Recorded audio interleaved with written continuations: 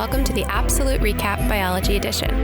I'm your host, Melanie Kingett, and I'll be your guide to scoring a 5. Here at the Absolute Recap, we aim to maximize your understanding and minimize your need for memorization. Each episode will review content, skills, and test-taking tips to help you succeed in May. Your recap starts now. Hi, and welcome to the Absolute Recap Biology Edition. Today's episode will recap DNA versus RNA. Let's zoom out.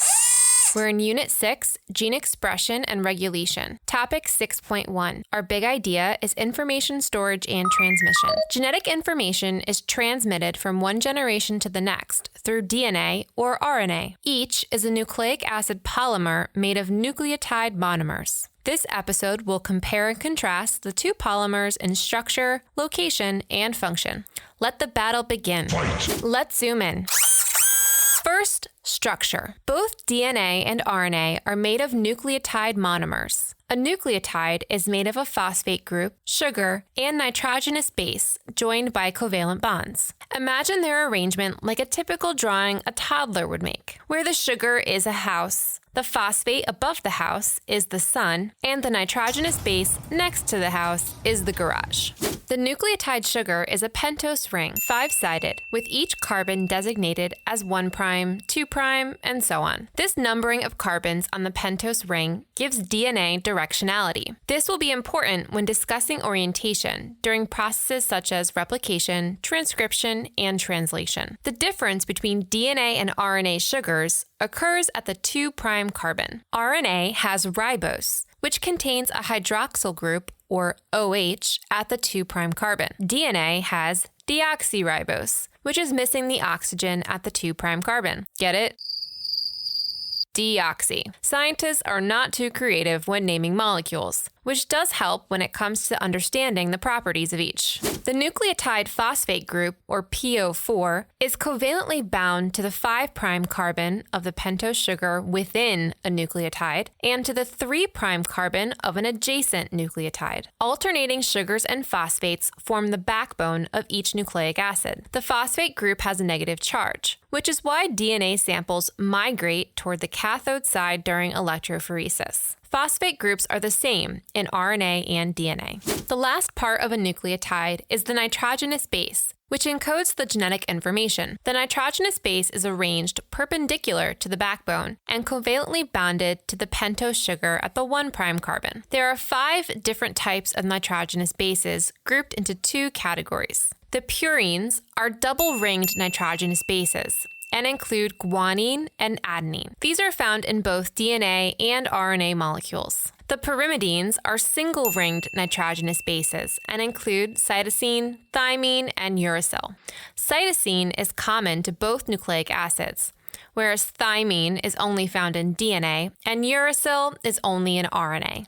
This is why you have to swap out base pairs during the process of transcription from DNA to RNA. Adenine will always bind with thymine or uracil with 2 hydrogen bonds, and guanine will always bond with cytosine with 3 hydrogen bonds. Listen to episode 17 for a purine-pyrimidine memory hack. Location, location, location. Nucleus versus cytoplasm. DNA forms an antiparallel double helix that coils and condenses into chromosomes when preparing for cellular division. In a ladder analogy, the sugars and phosphates form the sides, while the nitrogenous bases face inwards, the rungs of the ladder, and join through hydrogen bonds. DNA wraps around proteins called histones, much like beads on a string. This loosest form is referred to as chromatin and is found during most of the cell cycle. Histone condensing, as well as methylation, strongly correlate to gene expression and epigenetics. You need to be able to access the nitrogenous bases and the information they contain in order to transcribe and translate. Kind of hard to do if DNA remains tightly coiled. Prokaryotes typically have circular chromosomes in the cytoplasm, while eukaryotic organisms typically have multiple linear chromosomes in a nucleus. The mapped-out organization of eukaryotic chromosomes is called a karyotype. These diagrams group homologous pairs by size and banding pattern. Both prokaryotes and eukaryotes can also contain plasmids.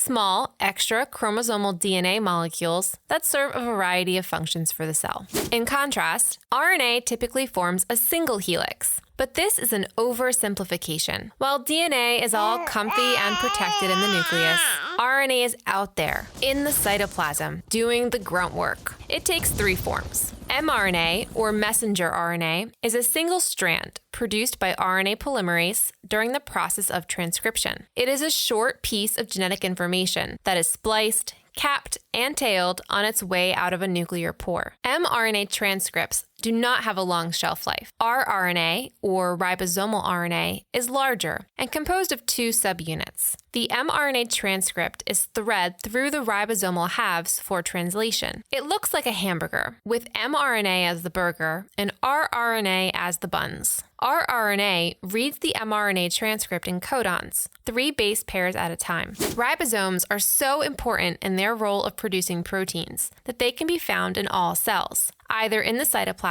or studded on the endoplasmic reticulum, hence rough ER. Finally, tRNA, or transfer RNA. tRNA is conveniently shaped like a T, with an amino acid at one end and an anticodon at the other. The anticodon will temporarily bind to the mRNA transcript codon within the ribosome. All 3 types of RNA working together for translation, making our proteins. Listen to episode 20 on the Central Dogma for the full recap. To recap, DNA might have all the info, but RNA makes it happen. Double helix versus single, deoxyribose versus ribose, thymine versus uracil. Today's question of the day is about biological molecules. Nucleic acids are one of the 2 biological molecules that contain the element nitrogen. What is the other? For the answer to today's and future questions, please follow us on Instagram at TheApsoluteRecap. That's the APsolute recap. If you are a student with questions or a teacher with suggestions, we'd love to hear from you. If you have a biology topic or another AP subject you would like us to cover on the Absolute Recap, please email us at theapsoluterecap@gmail.com. That's the APsolute recap@gmail.com. The Absolute Recap is produced by Brad Kingett with music by Zach Caruso. Please remember to rate, review, and subscribe wherever you get podcasts. Time's up, pencils down. Thank you for listening to the Absolute Recap Biology Edition. AP is a registered trademark of the College Board. Copyright 2020, Absolute Recap, LLC, all rights reserved. Coming up next on the Absolute Recap Biology Edition, biotechnology.